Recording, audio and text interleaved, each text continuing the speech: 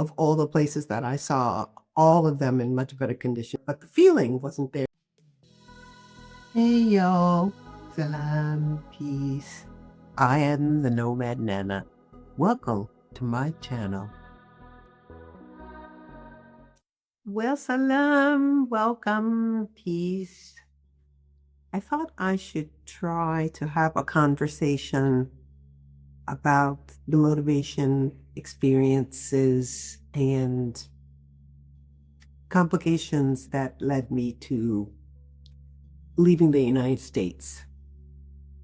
The first time that the current president was in the White House, no names, because I don't know how YouTube, handles those things. But in any case, I found that the negativity was spiritually and emotionally overwhelming for me, and the ethical pushback from being not just associated with the country, of my birth and my lineage, the United States, was greater than I felt that I had the capacity to bear.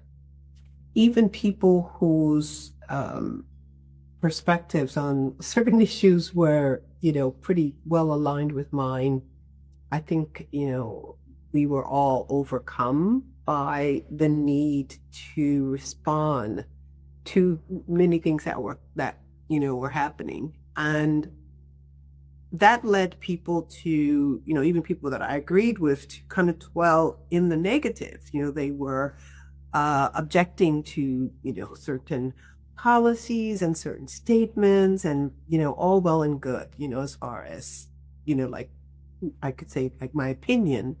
But at the same time, what it gave me was just an overrun experience of negativity. The negativity of that person, and then the negative responses to that person. And I was working on a research grant, so I had physical mobility, because most of the research material these days is digital. And I had two excellent people that I worked with who, helped me to curate some of that material in Arabic.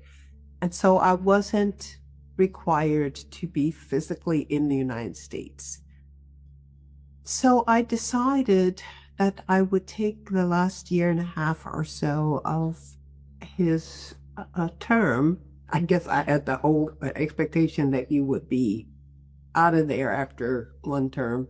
I also had the hope that he would not have a second term later. That was already weird, but I just decided that, what, I think I'm going to go for a travel experience that I could manage at this time, because I had no major responsibilities in terms of raising kids, and I didn't own any property except for a car, which I did have to negotiate in terms of, how to manage that. But, I was virtually in a freer space and had the resources through the income from the grant. So I decided I would try to spend 3 or 4 months in 3 or 4 different locations. And Indonesia wasn't even on that list. But Malaysia was, because it's even now a lot easier for me to visit Malaysia. There's more English, and it is, as far as the development model goes, a little more convenient for the kinds of things that I'm used to. And so in lots of ways, plus I've been there for so many times the last 35 plus years. So it's more familiar. So I thought, okay, I will spend 3 or 4 months there, but I didn't want to spend 3 or 4 months on the West Coast, where the capital city, Kuala Lumpur, is, and most of my friends are located in that area. instead, I want to go to the East Coast. One, because I did find an Airbnb on the beach, and every morning I would just have a walk along the beach, which was just so healing and nurturing. And, when you live in tropical climate, it's always warm enough to walk. You might decide you don't want to walk when it's raining, but even the rain is warm. So, you have an umbrella, you can manage to walk every day, including in the rain if you want. And, I've got my Wi-Fi thing, situated with the owners of the Airbnb, and yet it does not have the same level of development as does West Coast, Malaysia, Kelana Jaya Valley area. And it was very difficult for me to do basic things like groceries, laundry. And it turned out that there was a young woman who worked with the housekeeping staff at this was a slash resort residence kind of place. So I had full function apartment and a nice balcony because I always need places to smoke.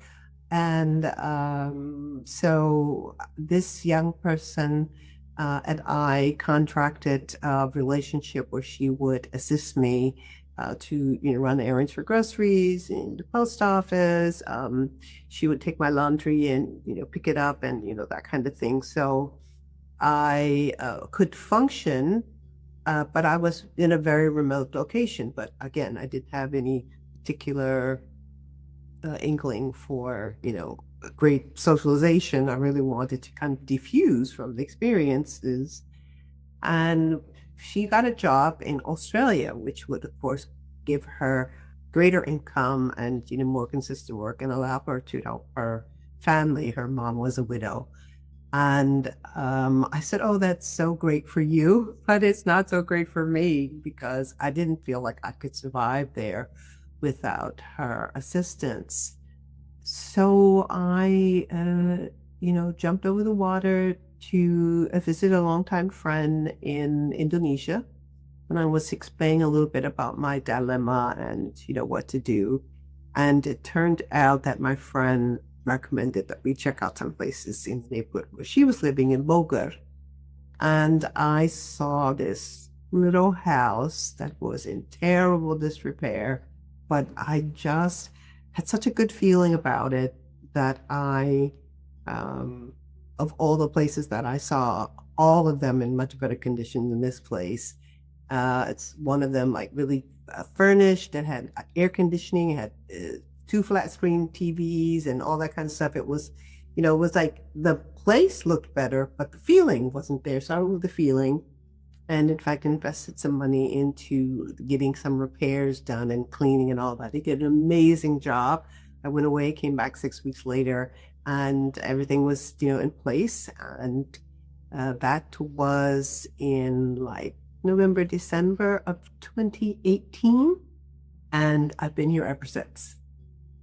Now, the thing that's interesting about it is in this 7 years, so many things have unfolded for me that now I not only have the 5-year residency, kitab, but also I was gifted the use of land, and I built a house according to my own dream projection of what I wanted a house to look like.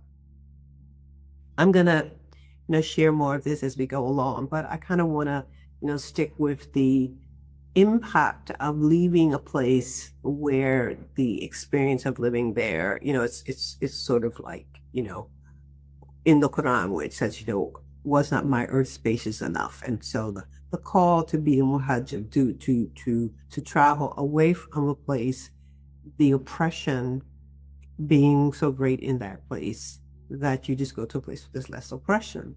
So as a retired academic, getting away from Islamophobia, I think I want to say it took me the first 2 years before I actually realized what a difference it made. And one of the differences that it makes is Islam being, a majority here, 80, 90%, depending on who's counting and how they're counting, 80, 90% of a population that's like 250 plus million people, um, means that Islam as a practice is built into the way the systems work here for your basics. So I would never have to inquire about whether or not there's pork in a product that I want to order. Once I ordered cream of broccoli soup in a hotel in New Orleans, and you know, both I and my new husband drank from it, and I ate from this meal, and we both got really sick, even though we'd asked about the pork ingredient, and they said no. I was suspicious that there was pork in it, and our bodies were just not used to it, so we, both had a negative reaction to it. You never had that here, because the intensity with which Muslims practice not eating pork is affirmed at different locations. So even though there are non-Muslims who eat pork, and therefore pork is available, as a Muslim, there are fail-safes that are in place that just make it easier for me to know that I am not going to be accidentally consuming some pork. So, that's a small thing, but it kind of simulates the idea that I want to express, and that is that I have felt living in a place where the integrity of Islam, and again, it doesn't matter how Islam is interpreted, and another point I will talk about, interpretations of Islam, for Indonesia, which I think are actually just very compassionate and caring and sort of like basic and fundamental in certain ways. They're just like good people in the Islamic sense of good humanity. I am not the guardian of the borders of that Islam. So I don't have to over project my Muslimness because I have a political component to my identity. So I cover my hair less and less. I cover, if I go to the mosque or to a special event, or I go, for a public speaking thing based on my, academic retired career as a Islamic studies professor. So I would cover for these more formal settings, but I don't cover on, the everyday sense of it. And it's such a relief to be able to live in, the thing. I wouldn't have a discussion about covering on another occasion, but, the Quran does say that, women of my age can leave their outer garments aside. It's like, I don't have to protect Islam with my body the way that I had to when I was surrounded by the energy and negativity of Islamophobia, and at the same time an academic of Islamic studies. So that meant that, I had to make a statement as part of the minority community of Muslims in the United States, and I had to do it every place, So even if I didn't have my scarf on, I always have one with me. If I go to the airport, I'm like super diligent about covering, because I don't want anyone to take advantage of a Muslim woman's choice to wear by trying to push back. Because as an African American, I would push back at anything happening at TSA or security with regard to my right to be able to cover. Plus, all of my IDs, I am covered. So that sense of like bodily having to protect Islam is lifted because Islam's not under siege. And also the alignment with certain issues, like, literally, it's like 100% support for the people of Palestine, in this country.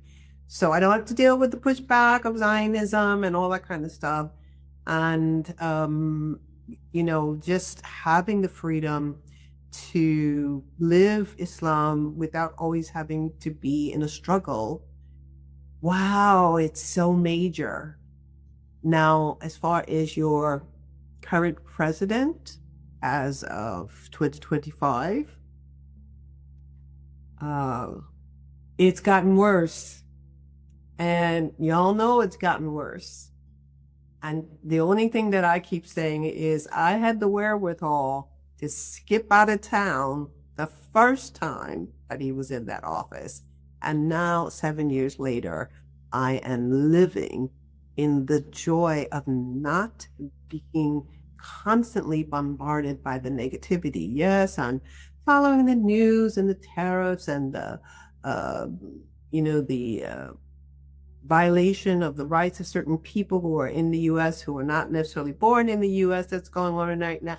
I am aware of those things, and I'm, trying to keep myself informed. But because I'm not inundated with it, like everywhere you turn, that's where it is, even if it's just a negation of these policies, perspectives, and opinions, means that the energy that it used to take to stay in equanimity is not as great, and I can use that energy to enhance the light of my own sacred devotions or something.